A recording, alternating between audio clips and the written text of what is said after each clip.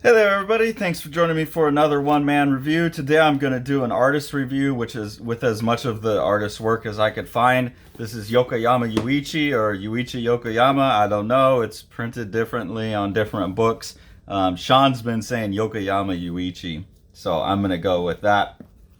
I'm doing this, A, because I really like Yuichi's work, but B, because Sean's got the Kickstarter for his newest book, which is a translation by Ryan Holmberg of Yokoyama Yuichi's Plaza, and that's running for about one more week after this video gets posted. And so that gave me an excuse to go get some more Yokoyama Yuichi books because I had only had this one. So if you like what you see here or you're intrigued by it at all, definitely make sure you go support the Kickstarter. One really cool thing on the Kickstarter is there are 200 that are selling out, limited editions that have a book plate with each book plate has an original sketch. It's not one sketch reproduced, it's an original sketch by the artist. So that's a really cool opportunity. I was really excited when Sean announced the Yokoyama Yuichi Plaza that was going to be the follow-up book from Living the Line to Strange Death of Alex Raymond. Like a week or two before I found out that he got that book, I had got this book Outdoors from Breakdown Press just because I had been on their website and I thought it looked interesting, and so I ordered it. And I was really excited about this artist. And there's even a video where I'm talking about this artist, and you can see Sean being like, "Oh, well, I might have some news that interests you coming up."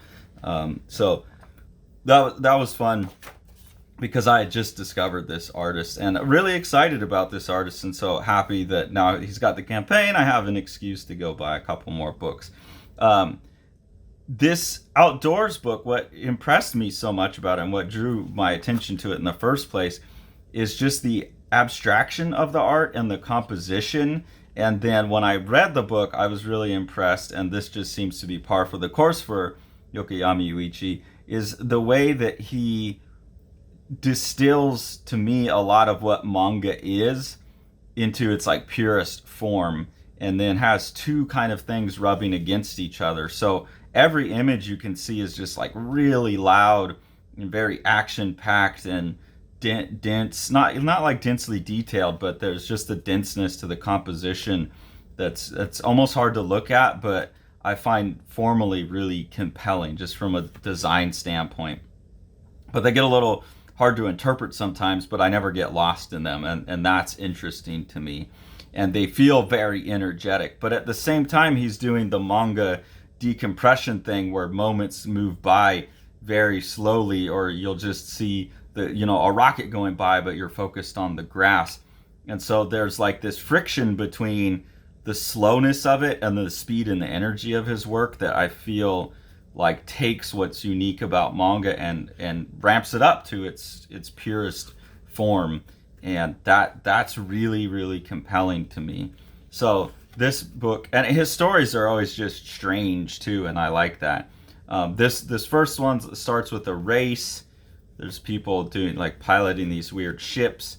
His designs of characters are always bizarre and interesting as well. This one here, there's kind of a battle over these robots that these guys are operating, and it looks like they're building a dam or something. And then the one out of this book, the third, these are three short stories. The third one really, really got me and sold me on Yuichi as an artist, because he took something as simple as setting up a campsite, which I think like in most American comics would be like, a one-page set up the site and then get to the story. And even though this is a short story, he still decompressed that moment and made something that I think most people would find to be a pretty boring subject matter for a comic into something really visually compelling. And here's an example of all of the like actiony, but really all they're doing is like pulling a tube out and lighting a fire. So it's that speed against the slow decompression. And then there's just strange, odd things in here. Like they squeeze down this paste, and the paste like drips down and makes this plasticky flap that they make the tent out of. So there's just this really imaginative sense of like futuristic, a pleasant future in a lot of his work. And he can obviously draw his ass off, but chooses to go with these strange designs and whatnot. This book had me totally sold on Yokoyama, and I'm very excited to get more of his work. So the other works that I have got so far are World Map Room, which is supposedly part of a larger story that includes this book, Iceland, and another one called Garden that I couldn't find a translation of, and I think a few other. I don't know how many are finished. These ones have dialogue in them. One thing that I like about the other books is there's not really much dialogue. It's just all visuals, so they don't even really need translations. And I think Plaza is largely that way. They're just translating the sound effects for the most part, and I like that universal nature of a lot of his work. But these ones do have stories and some characters similar between them, but I didn't get the narrative connection between the two, and I'm wondering if I read the other books, if it would make more sense. But this one is this group of characters, and they move from one side of a city to the other side of the city, and they kind of encounter some things along the way. They're loose, surreal stories, but what I found really interesting about this one, first off, is the more intense drawing in it, because some of his drawing can be like intentionally quick, and you'll see that in the Baby Boom book especially. So to see these more like detailed drawings in perspective and stuff, this is really cool, but it still has that strange sense of like abstract composition first, and real sense of like movement throughout, like following this K throughout that page there. That's something I noticed when Sean was doing one of his tech talks, and he pulled open the file of the Plaza, and I could see them, all the pages all at once, is that there's a sense of flow and rhythm between the pages, and elements like this on a pulled back view really work. So there's rhythm and musicality, and I mean, you can see that with the way that Yokoyama uses sound effects on everything. Like rhythm is a big part of it. But I really like this. The angles that he chooses are always really interesting, like to pick that for the airplane. And here, it's the landing gear really perfectly drawn. So showing the drawing ability there, but also just the formal compositional abilities on full display. Really compelling. This is a character that they start looking for in the next book. Some of the designs are similar, but I didn't get what the relationship between the characters, why they were looking for him. And then this one has a really interesting sequence in it as well, where you see that like manga ramped up, the decompression versus the action. Let me see if I forgot to post sticky tab. Yeah, here. They go into a library, and they're pulling these books off the shelf, and it's real slow, like pulling the book out and looking at the pages in a kind of decompressed fashion. But then you could see it's just like super intense action of like, I'm opening this book, I'm pulling it out, and then it's like, this book is about fish, and then this book's about tornadoes. And I just thought this scene is a very good example of what it is I like so much about his work, and kind of the chaos of it, like having these images that are rendered, that they're on a flat plane and they're in perspective, and so that's an interesting thing. And then rendering like all the flip-flops and the sound effects on top of that is just such a strange thing to do, but it's composed so well. So I really like this book. I think the Iceland book out of the four was my least favorite, just because I don't know. I think maybe the more narrative things are less interesting to me of his work. There's these guys, and they're looking for that same character from World Map Room, but they're up in not Iceland the country, but a land made out of ice, and they're just going around looking for this character here, which was in the other book. And they go to like a bar, and the bar's like got all these explosions and airplanes on screens in the background, I think. And eventually they find their guy and they go back to the ship. So that one, I like the way it looks, but I think I prefer his work silent almost.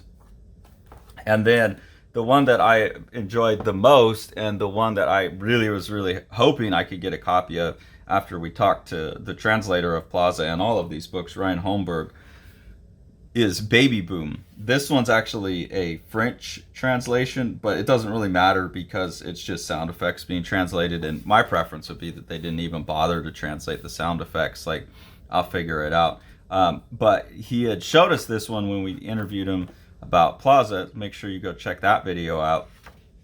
And showed us that there was a color book, and that made me really excited because I really like, you know, all of when his stuff is in color, it adds to the intensity, but it also almost helps make the work a little more decipherable too, because the layering pieces out into colors, and that helps it be interpreted more easily, I think. So that's really interesting, and I just love this book. It's really cool. It's again that like decompression. So there's a lot of like 3-4 page, 1 page stories in here. They all look like they were drawn with 2 or 3 color markers on top of each other, but something about the way it's printed makes me think that each color layer might have been drawn separately and then the color was applied in the computer, but I'm not sure. These could have been drawn with markers, but it's something about it looks like it was drawn on separate layers and then printed separately. But I don't think it's spot colors because there's too many different colors throughout this book for it to have been a spot color job. But really, really well reproduced, really nice. I like the cover. This gives a sense of how he works in color. And this is him doing like cruder drawing, and I kind of like the speed of that. With the Plaza Kickstarter, like I said, you can get books that have original sketches, and the sketches have this kind of feel, like a couple colored markers and a really quick like character head or something. But the short stories in this one are all, I think it's a father. It looks like a male to me, and a baby, and they just get up to different shenanigans. And it's that same like super intense, like packed, almost hard to look at, like fast, but then decompressed. So this is just putting the baby's bib on and feeding him food for a whole page. So it's like real slow moment to moment transitions, taking the baby to a parade with these weird colors. This one I think is the most interesting also in the sense that when I first opened it up, it was like, oh my God, what am I looking at? So it was like the most Yokoyama in the sense that his work always takes a second for me to latch onto. But the interesting thing is once my eyes latch onto how to interpret the forms, then like the language is very clear to me and I have no problem reading the book. But if you were just to pick this up and flip through it, you'd be like, I don't know what the hell's going on here. Like, this is crazy. But you adjust really quickly, and that's a trick that I think is compelling, that he can pull that off. So I really like this one with the color. The stories are all, you know, they're just fun, cute little short stories that give him an opportunity to play. But I think the color adds a lot, and I would love to see more of Yokoyama Yuichi's work in color. I would love to see some more of this more refined stuff with this designy aesthetic to it. That would be really cool. But this is fun. There's a couple cool things in here too, where we're talking about like the universal language of his work, and that's what I'm talking too about my eyes being able to adjust to his work, even though it looks crazy. I kind of adjust to the universal language of it real quick, and this one I think is really compelling. I don't remember if we learned math this way, but this is a smart way to teach basic addition and teach it across any kind of symbolic barriers. Is they'll just say like dots, like 2 dots plus 1 dot equals 3 dots. And that kind of simplicity of communication seems to be behind everything that he's doing. Like no matter how weird and wild the designs get, there's some real core understanding of communicating across linguistic barriers that makes his work real powerful. And then the other thing I liked about this one, and I think really solidified my opinion of Yokoyama Yuichi's work, was this one here, where there's a bunch of kids cut loose in like a big playground scenario, and this is where it's got like all of the crazy energy, all of the total mania of like a kid going wild, but also has the decompression and the slowness of like these moment to moment transitions. And what this registered for me in the end, that made sense of Yokoyama's work for me, but but also it helped me maybe, I think, understand Tori's kid, Jack, who's, you know, when I say take it away, Jack, the kid shouting at the end of the videos. Jack has ADHD, and this to me was like, oh, this whole book is like the inside of Jack's head. Like, you've got ADHD and it's just like mania all the time and like hyper and energy to burn. But because of that, like everything seems like it's going by really slow. So that's where you get all these moment to moment transitions. And like Jack gets bored so easy because it feels to him, I think, like things are going by so slow. And so that's what this work comes down, especially this baby boom book, seems to me like a pure visual representation. And if anyone has ADHD, let me know, but this is what I imagine having ADHD must feel like. And then even more fun is Jack has done drawings of the dogs, and the drawing style on this looks almost like how Jack draws, and the way he drew the dog's eyes kind of look like the little eyes on these characters here really look like how he drew the dog. So I feel like next time Jack visits, if I give him this book will make more sense to him than any other comic has ever made sense, and I look forward to that. It will be funny if he's like, I don't get it at all, but that's what I came away with from this book in particular. And then I've been able to retrograde apply it to all of the other works by YOKOYAMA YUICHI. So I'm a huge fan of this artist. And obviously, I'm a huge fan of Sean and the work that Sean does with reproduction. So personally, I'm sitting here really eagerly awaiting my copy of Plaza. If you're at all curious about what you've seen here and you want to help support what Sean is doing, please, I'll put the link down below. Follow the link. There's about a week left from the time this video goes up till the end of the Kickstarter.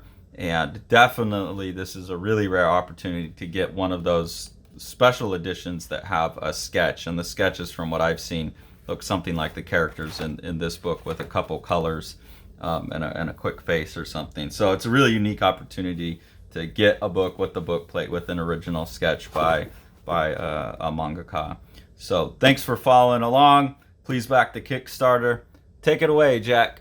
You want to see all these books? Smash that subscribe button and the like button and the bell, and then you get them.